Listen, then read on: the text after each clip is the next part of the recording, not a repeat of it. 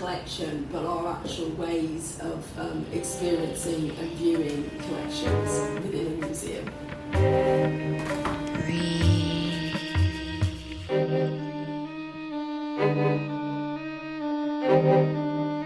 Messing about. I like this idea of what the Dalai Lama talks about. He talks about socially benefiting activities. And this is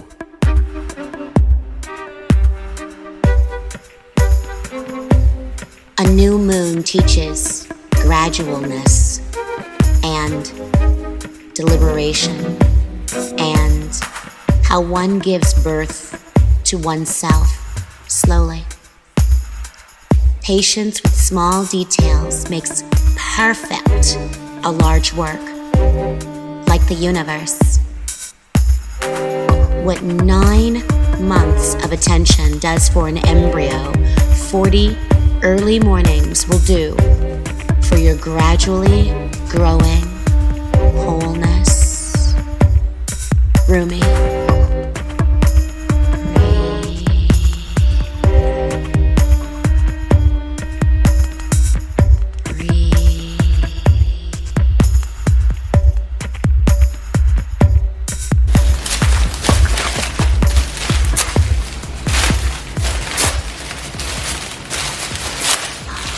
Tearing this paper. I'd like to add this paper to my pieces and boxes, ripped boxes. This is packing stuff. I mean, I get creative with this stuff, so whatever I can find. Cardboard. This is for my juicer. Packing things. This is sand. We'll probably put some of that on this piece that I'm just starting. And the final projects will look similar to this when they're done. Oh, here's another. Similar to this when they're done. It's so gratifying.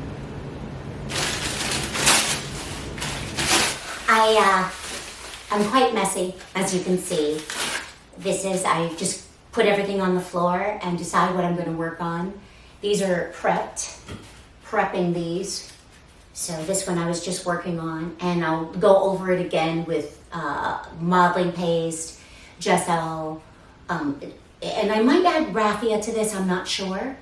But I want to beef that up so it has a texture that I really like, and there's sand I might add to that, and it's very intuitive what I'm going to add.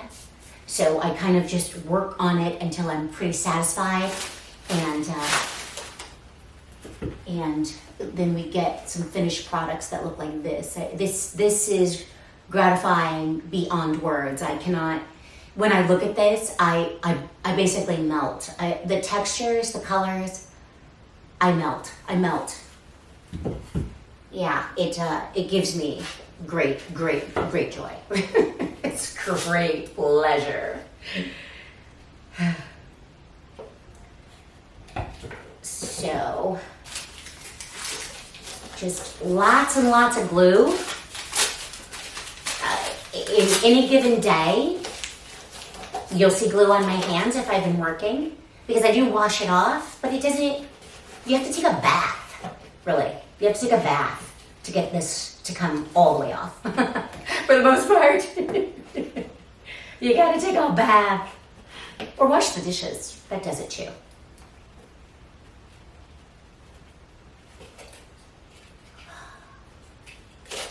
I take a bath maybe 4 times a week. That's my favorite. One of my favorite things to do is take a bath.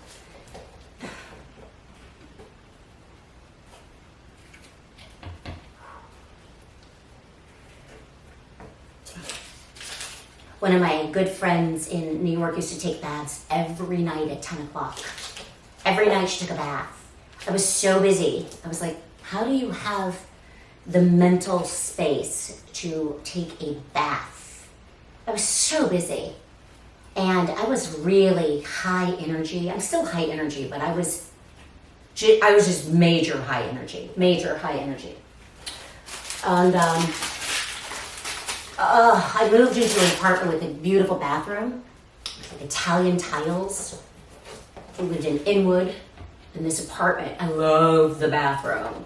And I think that's the key. I loved the bathroom. So I started taking baths, and I was like, girl, now I get it. And I started taking baths, and Epsom salt baths. Actually, I had an injured knee. That's what got me in the tub. That's also what got it so to be such a religious experience for me. I had to soak my knee. And now, I take baths. I love it. See how messy this is. I don't know if you can see it from there, but it's quite a disaster.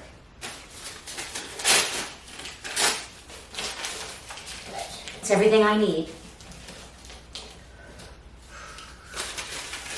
This is going to be a very interesting one. I can already tell. I've been doing these for a while, so I can actually tell this one's very caged in up there.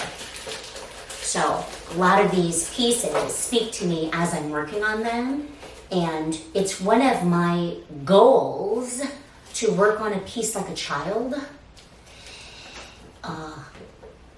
to allow myself to feel the piece and think very little, especially, I would say all through the process. I was going to say mostly at the beginning, but I would say all through the process. I really tap into my intuition and feeling, and I just feel my way through the piece.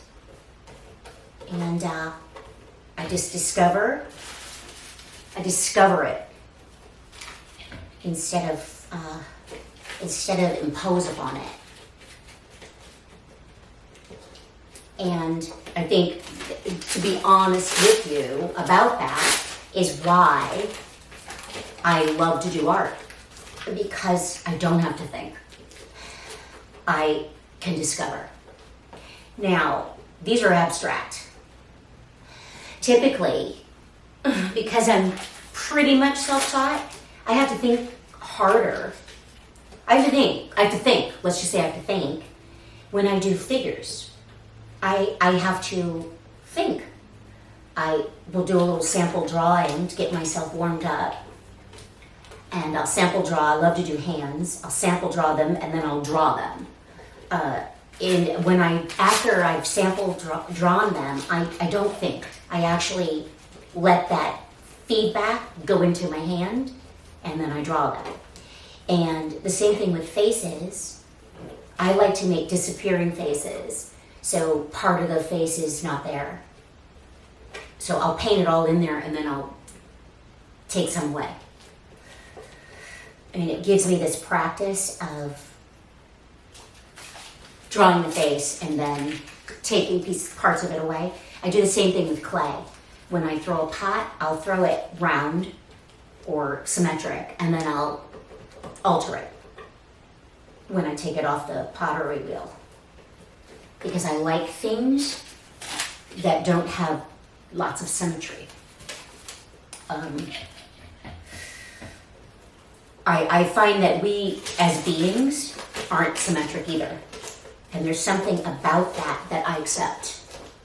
I'm a personal trainer, and I'm really aware of it. I'm always trying to create symmetry as a trainer. Because we always have to, because we're always thrown off center. But when I do art, I just deal with the reality of asymmetry, for the most part. I'm liking this a lot. I mean, I'm feeling like I'm creating a structure here. I really, really dig it. I actually think we've got it. We've got it. Even talking to you is helping me not think about it and just put the materials down. Yeah, I love it. Probably what I'm talking to you about is being processed into this. You know, Louise Nevelson, one of my favorite artists, sculptor, sculpts with materials, found materials, mostly wood, maybe metal, I don't know. I think mostly wood. Oh, this reminds me of her.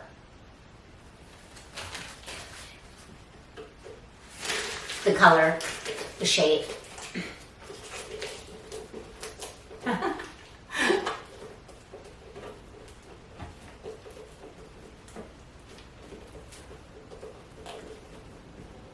right, let's let this dry. We let it dry a little bit and wash the hands.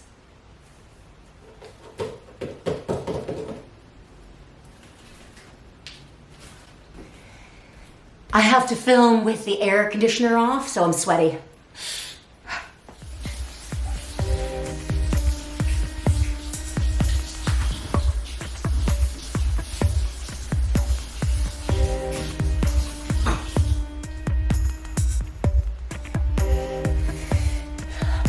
The concept of perfection is lost on me. I just washed my hands and there's glue still on them. I really like dirty art.